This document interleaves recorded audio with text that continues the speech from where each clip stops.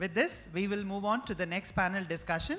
The panel discussion will be moderated by Dr. Vasundhara Chaudhary, Associate Professor NIFT, and the panelists would be Ms. Adriana Uswat, Founder and Managing Partner, FLC Group UAE. Can we have you on stage, please? Thank you. Can the audience keep encouraging through applause? Next panelist member is Mr. Sridhar N., Executive Director, Handloom Export Promotion Council. And next panelist member is Mr. Muthuswamy, Zonal Director, Weaver Service Center, Ministry of Textiles. Can we have a huge round of applause, please? Followed by Mr. T. Venkatakrishna, Chief General Manager, National Bank for Agricultural and Rural Development, NABARD, Tamil Nadu. Can we have a huge round of applause for the panelists, please? So the panel discussion is going to be focusing.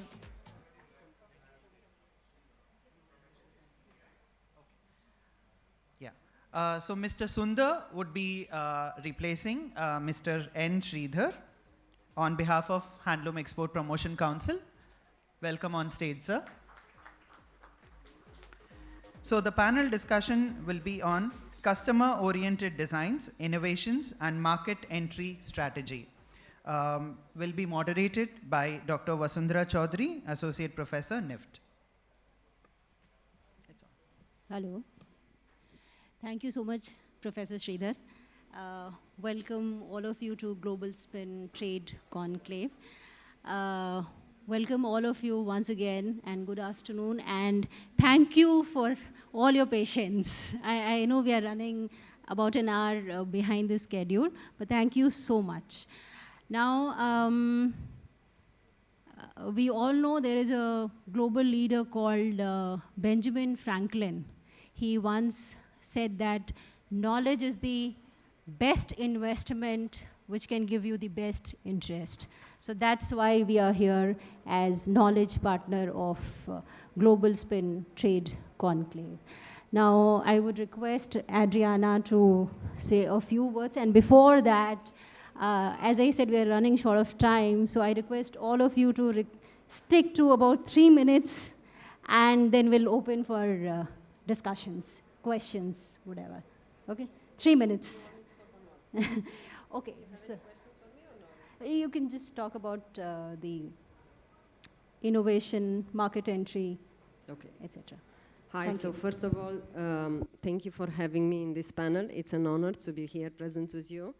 Now, with regards to innovation and market entry into new different markets, I think the most important thing that we need to keep in mind is to focus on our customer and to take care of the customer.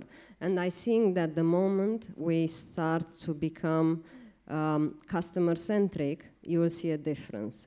Companies which are succeeding, let's look at Amazon, they are succeeding for the simple reason that they are obsessed with the customer from all points of view. And that is something which is going to make a difference. While entering into a new market, sometimes there is a possibility that the market is saturated, or there is a possibility that the market is not saturated enough. We can have an amazing opportunity, but at the same time, we can come up with innovation, be it in terms of the marketing strategy or in terms of the product, which is going to empower us to make a difference. So I think the most important thing to keep in mind is what is our differential? How are we different than someone else which is already in that particular market? And last but not least, what is the need of the customer that we are satisfying with that particular product? Because if we have a product which is amazing, but it does not satisfy any need, then we will have less customers for sure. One more thing I wanted to add with regards to the customer, because I think my focus, it's always customer, to look at increasing market share, is advocacy. Whoever wants to enter into a new market should always keep in mind, how do we generate repeat purchases, and how do we get one customer to become our advocate and to recommend us to hundreds and thousands of other customers. Thank you so much, Adriana, for your kind words. Can I request Sridhar sir to speak a few words on innovations and customer-oriented designs, which can lead us to open the market? Good afternoon. First of all, thank you for the organizers for inviting Handloom Expo Promotion Council. Can I use this mic? Hello. Yeah. First of all, our thanks to the organizers for inviting Handloom Expo Promotion Council to talk about the handloom innovations market strategy. And as it is, India is the only commercial place where handlooms are getting still practiced and available for the commercial consumption. And we have more than around 2.6 million, almost around 26 lakhs of handlooms are in use. And what we make is around $1.8 billion worth of merchandise out of this handloom. And we are in the forefront of taking this Indian luxurious handloom product to the global market. So what of late, why these Indian handlooms are getting disconnected from the connoisseurs of the world consumers as well as the domestic market is because there is a lot of disconnect between the consumer's need in terms of quality or in terms of the design interventions, what the market needs. There is a lack among the handloom producers. They just make the product as per the contemporary input what they have been trained. So now there is a stage has come that we need to impart the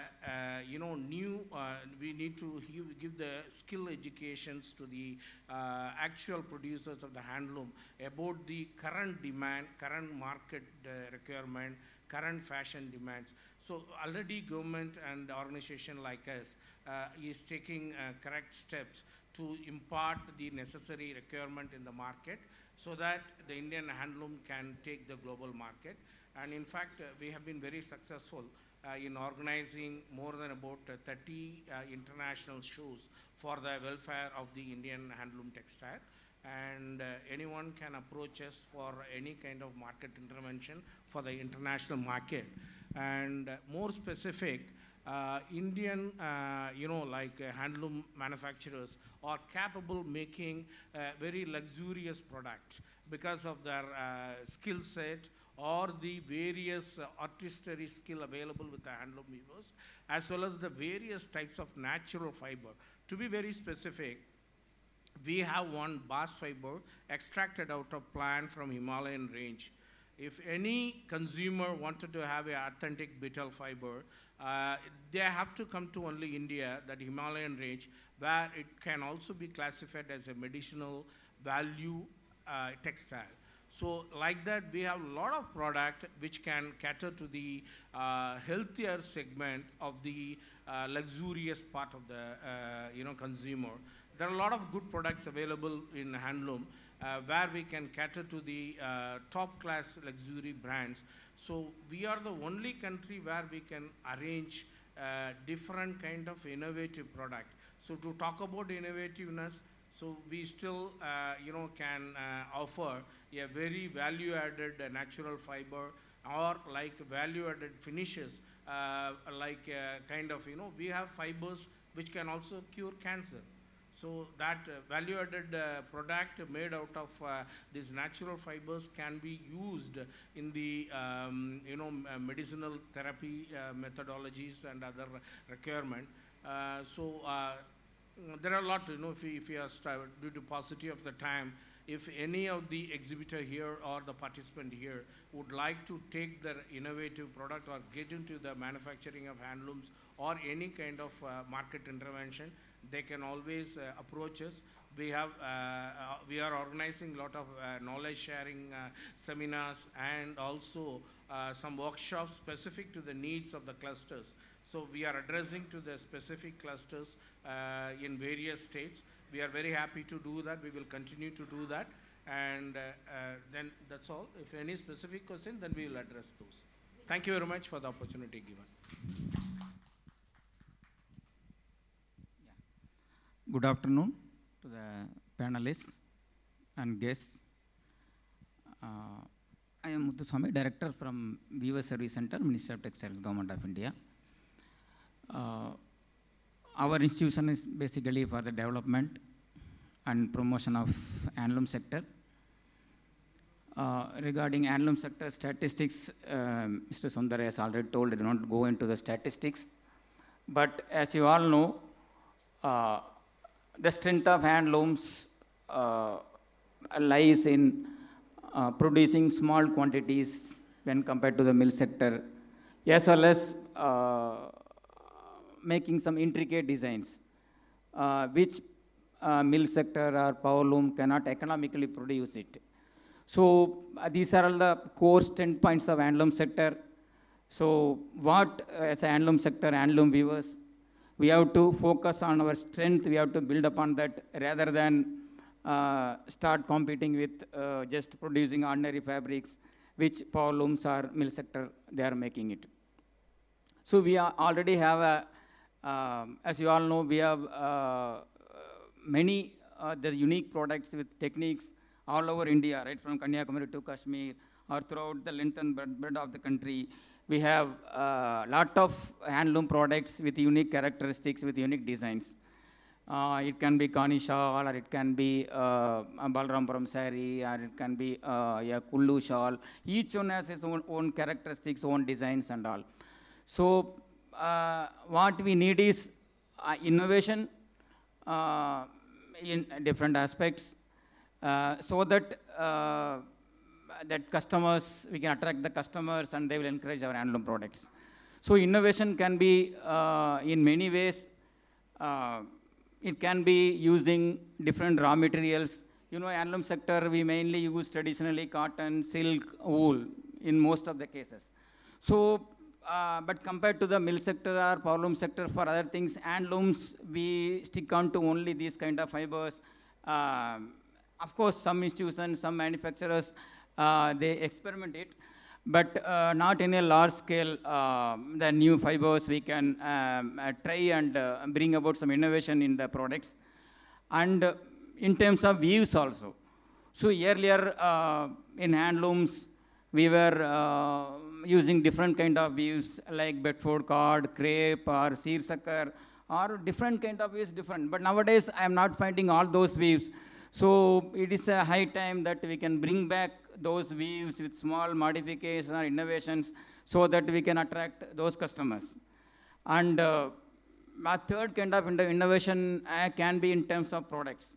So handloom sector, you know, we mainly produce almost only saris, dhotis, only those kind of products. But nowadays people are making with innovative products also. Like in Chennai, I have seen, instead of they are making only bed sheets and furnishings and curtains only. Now what they make, ready-to-use products, like purse cum carry bag. The small thing which you can hold it by hand, we can go to the market with as a purse. When you come back, you can use it as a carry bag. A small idea, but they are able to market their products very well. Quilt fabrics, suppose you want to travel by train, or some students use in colleges, they use a ready-to-use quilt bed sheet with inbuilt pillow. So such kind of new ideas, new innovation has to come into the handloom products so that they will be able to attract the customers, and at the same time, we will be able to pay more wages to the weavers. With these few lines, I would like to request all of you just to think over it and bring the maximum innovation to the handloom products. Thank you very much. Thank you so much, sir, for your insightful words. May I please request Venkata Krishna, sir, to... Good afternoon, everybody. My other co-members of the same panel. You're all waiting for the lunch. It's all getting delayed. I represent a finance sector because for doing any marketing or you want to produce anything, you require finance. I represent a different finance. I'm coming from NABARD, which is an apex institution and a development finance institution, which takes care of several activities, which also includes, as you have seen our weaver societies on the right-hand side, maybe co-optex or tribes in India. They need finance for anybody to improve their business. Whatever the innovations you do, whatever production you do, you require finance. And they go to the banks, and in their case, they go to a cooperative bank. And NABARD is the, I should say, major funder, or supporting them, so that the funds are made available to them at a concessional rate of interest, so that they will be in a position to take up their activities in a continuous manner. So our support is direct and indirect for all the handloom activities or artisan-based activities, or even for that MSME. Those are the activities which require support. We call it as in the form of free finance. So I represent that particular sector. As I also mentioned, we have a development financial role. A few of our initiatives from NABARD side, I would like to bring it to the notice of the audience, that of late, for last half a dozen years, we support these handlooms and all types of artisans or any other craftsmen by promoting them in the form of off-farm producer companies. So we develop the clusters. We develop the clusters and we give them all types of facilities of bringing them together, and we make them to form into a company or even a society. They will also contribute something to the company in the form of share capital. Then all other facilities, whether it's a common facility center or a raw material bank or further marketing, branding, further finance, all those things can be acquired by them, or they'll be in a position to procure all these things for all the weavers who have come together. Because all the weavers will not be in a position to do this type of work. If you want to carry out the innovation, then you require that many weavers for you to put that innovation into action. And marketing will have to be done on a brand basis.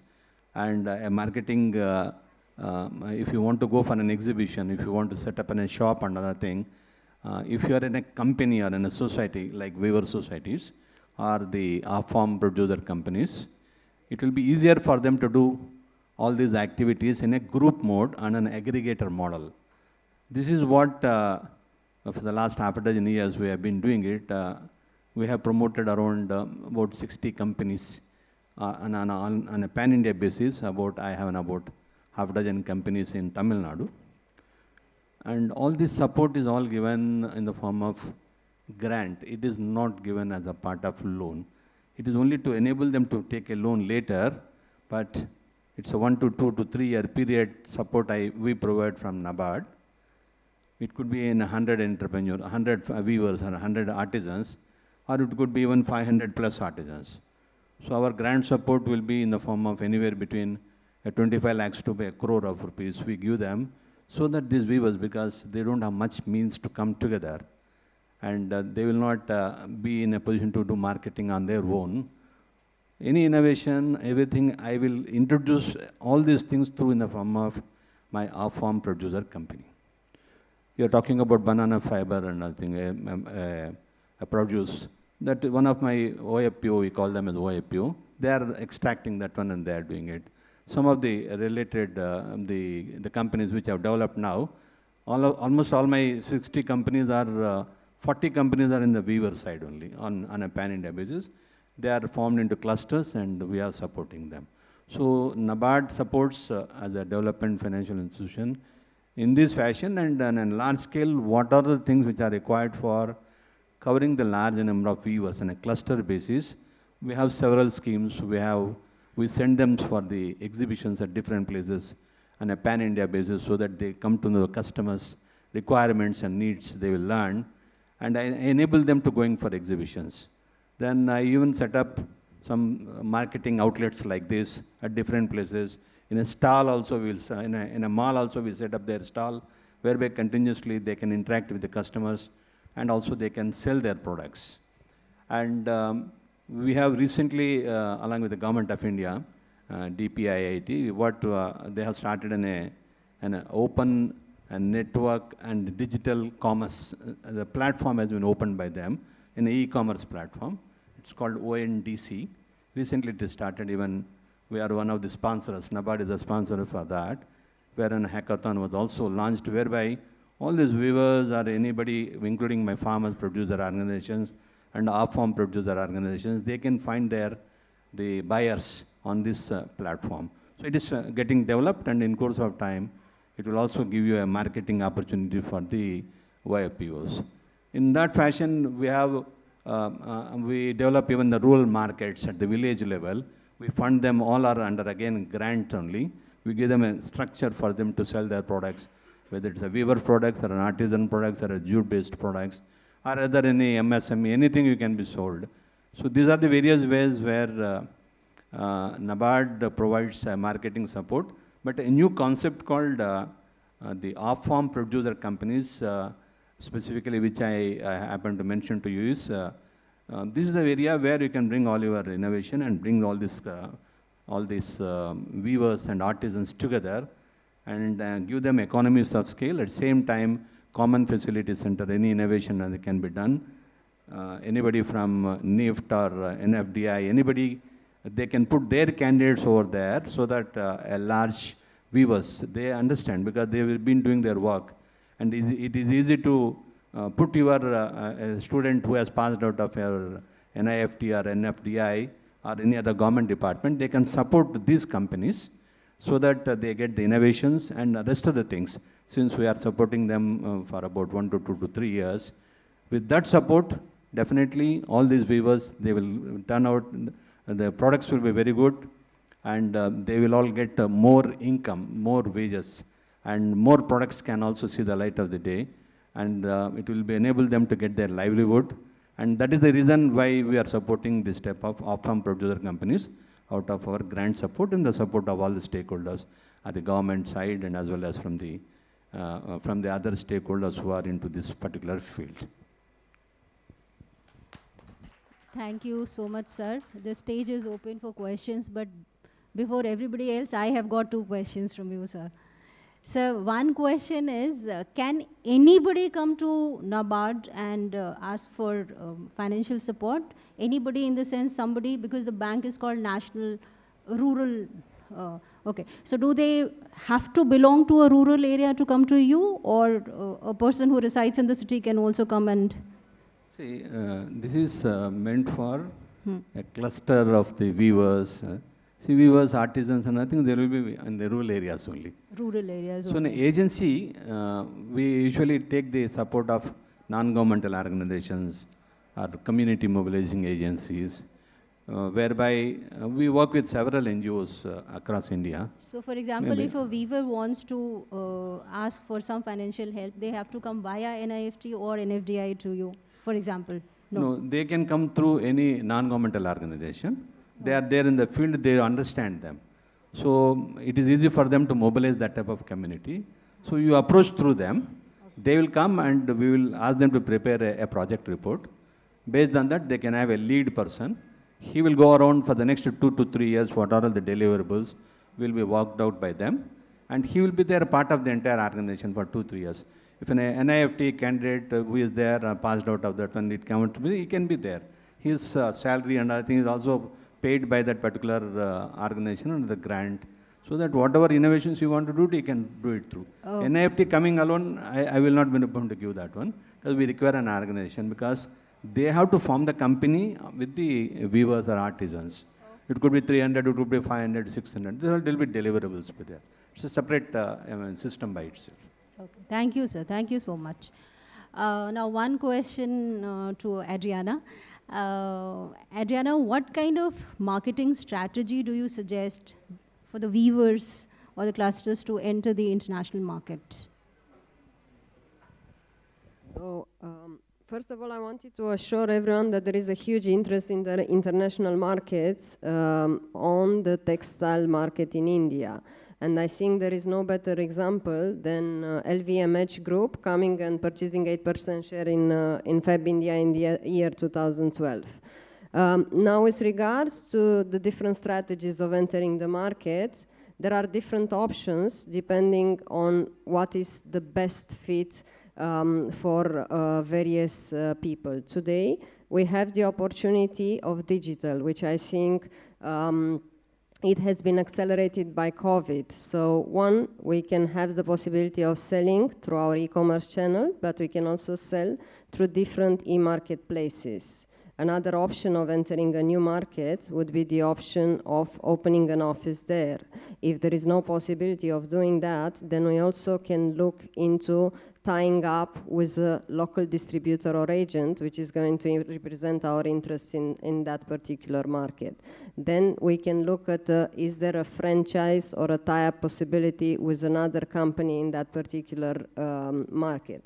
So there are lots of options. What I think that specifically for the artisans and for the smaller businesses would make an amazing case, it's participation or organizations, participation at different various conferences or small exhibitions which are being organized all over the world. So that is an opportunity of having your first foot in the market, trying to understand it, do an assessment of the potential of the market before going and investing more actively in a certain market which is of interest.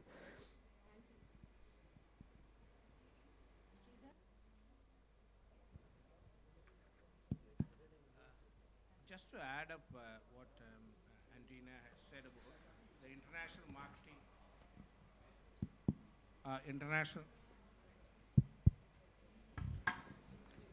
international marketing for the handloom product. If you see the statistics as of now, what is being exported out of Indian handloom produce, what is being made currently is only 2 to 3%. That means 97% of the handloom product which is being made is consumed locally in and around the particular state. That is why our role has come. And most of these handloom units are all small, medium enterprises. They may not have budget even to buy the raw material. And to participate in the international event, they have to cough up a huge amount of financial money. Even for making manufacturing in a very stable organization, NABARD is funding for even creation of the company. So where is the opportunity for them to spend close to about 1 million rupee, that's around 10 lakh rupee, for participating each international fair. That is how Government of India comes out with organization like us. We do hand-holding support to these small, medium societies. They can be societies or small, medium enterprises come as a cluster. Even what they call off-farm producing or OFPO companies of NABARD. So we do support, we do have grants, or we do have participation subsidy available for these company. So, they have to rely upon, first of all, these small company, they are not aware what is the demand going on in the international market. What currently these handloom units making is based on the colors or designs, what is being prevailing in the domestic market. What the overseas market demand is entirely different, even in terms of color requirement and the design requirement, as like our director, Weaver Service Center pointed out. And they have to evolve with an innovative product suitable for the global market, which can be done only when they are exposed to the international market through organization like us. If the entrepreneur or the producers, companies, societies wanted to get into the market, first thing is, instead of trying on their own, they have to enlist with an organization like us, be in the platform, because we know which country buys what product. So we have a cumulative experience of more than about 75 years of international trade promotion of this particular luxurious handloom product. So we know we have a database of more than 5,000 overseas buyers with us, and we know which country buy what kind of product. So we can able to help, because we are basically under a development commissioner handloom. So we are not profit company, so or not profit organization. So our motive is to only increase this 2 to 3% currently exported out of India, at least to the level of double or triple in the next 5 years. So we are there to support any new organization for entering into international market. Of course, if they have to develop domestic business themselves, then NABARD or with WSC or like another, our sister concern like, there are a lot of other companies or agencies available with the Government of India. They can concentrate on the domestic market, but to get more value for the handloom, necessarily they have to take this product for the global market, because already domestic market is saturated. The domestic buyers cannot pay more to the handloom product, and if they have to realize more value to the weavers, because currently the system, domestic buying system, can able to give you a leverage of only about 500, 600 rupees per day, not even 500, 600 rupees. It's only about 350 rupees average weaver's salary per day. So if we have to talk about giving more than 700, 800 rupees per day revenue to the weavers, then we need to take these products for the global market. So that is quite possible by approaching the expertise organization like us, and other for the NIFT, design intervention, we have other sisters organization like NIFT and other, NID is there. We also do have, knowledge sharing programs, seminars, everything. Please do get in touch with organization like WSC or NABARD or HPZ, other Ministry of Textile organization, for getting the maximum support, because we have a lot of schemes suitable for cooperative societies, clusters, individual weavers, master weavers, and please approach us. We will help you to take you to the global market. Thank you. Thank you, panelists. Are there any questions from the audience? Maybe one or two we could take, or we can break for lunch. Yes, you have.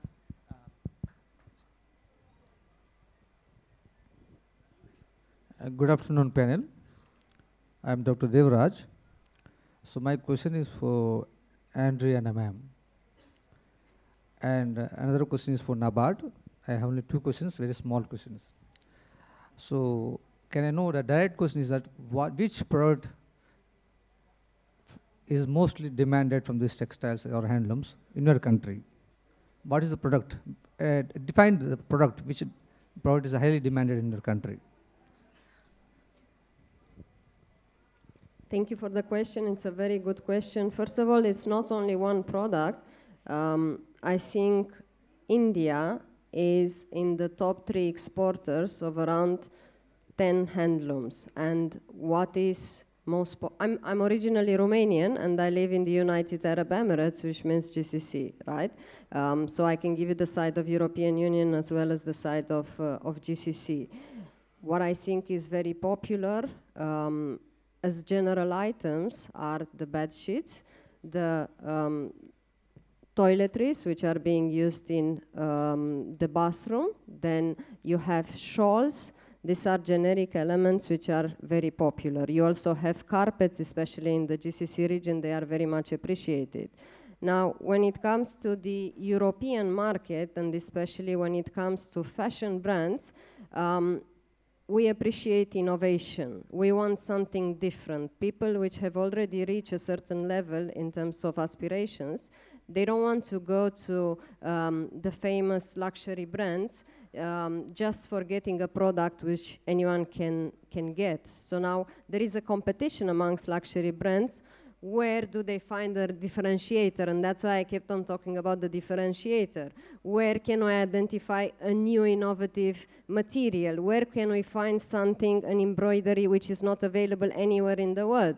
And I'm sure that you must be familiar. So for example, for me, I like mixing salt. Something which is Indo-European is something which I would always go for, and not a very traditional thing. And you see them, you see at Fendi, they have tradition and inspiration which is of Indian origin. You see Dior has come up with inspirations, right? So anything which I think is niche, detailed, going back to the traditional elements, more handwork, that is something which is overall appreciated.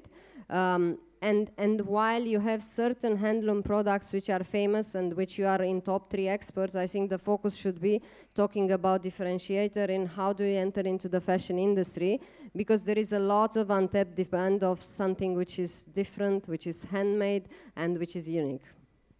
Thank you, fantastic. And another question is that, as we are branding India's Kaji for Nation and Kaji for Fashion tag, I would like to ask the panel, anyone of the panel, respectable panel can attend this question. So we are encouraging startups in India. So in this context, what support we get from the government for the startups, mostly the young generation, to get into this employment generation program through handlooms and handloom products? And what are the export promotion support can we get for the startups? That is the question. And mostly regarding innovation, is there any incubation which supports the innovation in India, mostly in the handloom products? Thank you. Any panel can, any guest can attend this question, please. Thank you.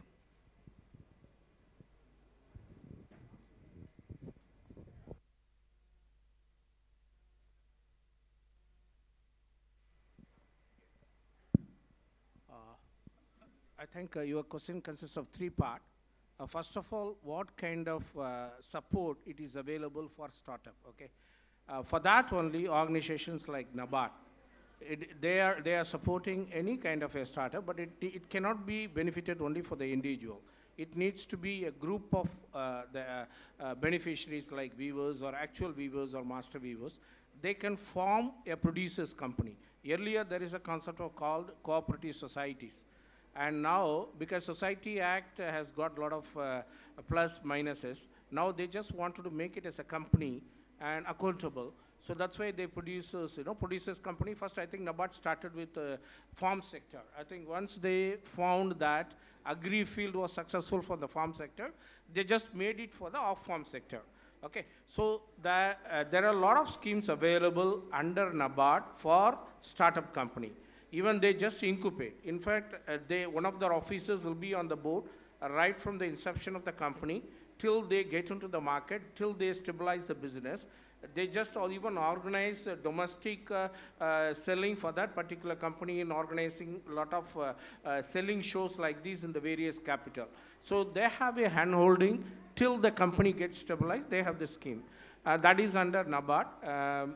Then regarding the startup support in terms of for the Ministry of Textile, so we have raw material supply. So any startup recognized organization under Development Commissioner thing, we have an NHDP scheme whereby there is a specialized organization giving raw material at a very subsidized cost. In terms, like even around 10 to 15% of the cost of the yarn is getting subsidized, which is huge. Actually, in terms of most of the luxurious handloom item, they use only the costly yarn like woolen yarn or silk yarn. So when you are considering 10% cost, so almost about 1,000 rupees, there is a cap also available. I'm telling you, per kg about 1,000 rupees, but there is a cap in various form of each weaver depending upon the number of looms available. That is one part. For a startup unit, if they form and then for setting up a manufacturing unit, a SAR organization, Weaver Service Center, can help in establishing and buying manufacturing looms at a very subsidized cost. So there are a lot of schemes available for a startup organization. That is one part. So once your company is set, manufacturing is established, so once they are into the commercial production, so our organization steps in for enrolling or taking them into the global market. So they can become part and parcel of as a member of Handloom Export Promotion Council, avail various participation scheme. So we work with close to about 4 or 5 ministries. Ministry of Commerce, there is a different scheme, is the Market Access Scheme, MAI scheme we popularly call. And then under Ministry of Textile, we have an HDP scheme, and we have MSME Ministry support. There is a various schemes over there, even for various participation, buying the raw material at a subsidized cost, production involvement, taking participation in the overseas fair. In every area, we have a hand-holding support available from the Government of India. So also on the design intervention part, nowadays organization like NIFT has come out with a incubation center or like entrepreneurs development thing. So various state government also comes out with various support schemes. Sir, may I intervene, Yeah. please? We are running. Running out. Okay. So you may If please you need continue, more assistance, you can outside contact us. the hall. Bye. And thank you so much, everybody. Maybe please break for lunch. Huh? Hmm? Before we break for lunch, I would like to call Mr. Yash Arya to felicitate the panel members who have shared their knowledge with all of us today. Ms. Adriana Uswar. Can we have a huge round of applause for the panelists? And followed by Mr. Sundar from HEPC.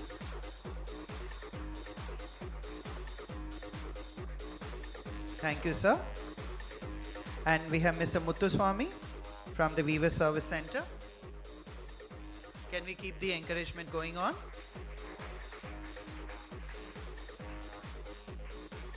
And Mr. T. Venkatakrishna, Chief General Manager, NABARD, Tamil Nadu.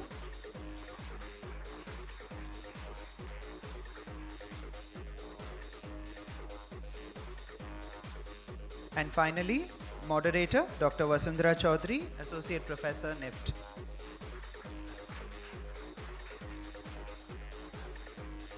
Thank you so much for the enlightening and engaging session. I would now request the audience to join outside for the lunch, and the next session would begin by 3:30. So please be back and occupy the seats. We do have demonstrations, presentation, and workshops which are lined up for all the participants. Thank you.